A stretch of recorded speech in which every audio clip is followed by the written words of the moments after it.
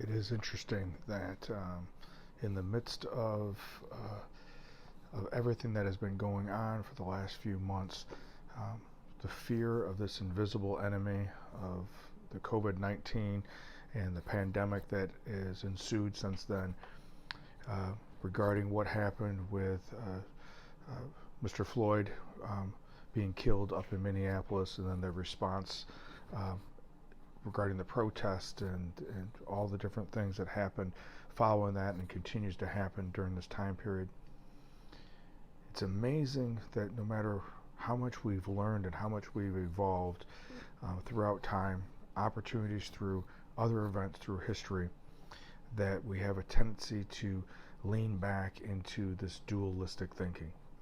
this us versus them, that that the only way that I can be heard is if I can quiet you. If the only way that our way of having a solution is the only solution, yours is wrong. Or as we are leading into getting ready for the political debates,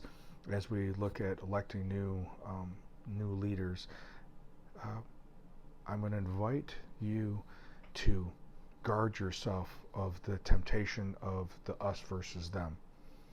the black versus white, um, uh, simplistic answers. That that when you have someone says that the only way that I can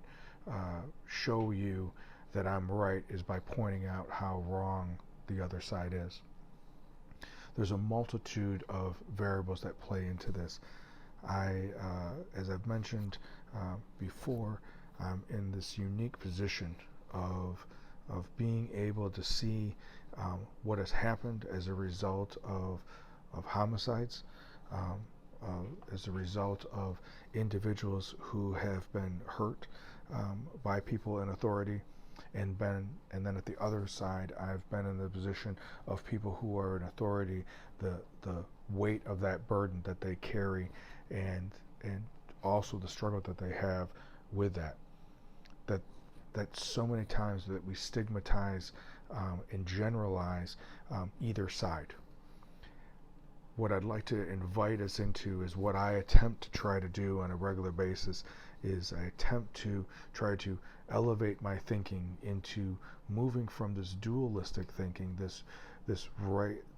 right versus wrong, us versus them, black versus white, um, uh,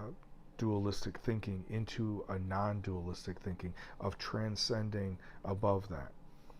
For me, probably the best way for me to do that is, instead of automatically jumping to answers, how do I have questions? Instead of automatically assuming that I know how a person thinks or how they live or what they've experienced, ask questions, get to know them, open myself up to some level of having a relationship with that individual and hearing their story, that maybe then, through hearing their story, me being open and vulnerable to share my story, maybe then I'll be able to open up myself to be empathetic, and through that maybe I'll learn something about myself, learn something about another human being. I think that is the way of the non-dualistic thinker that I'm attempting to be, is how can I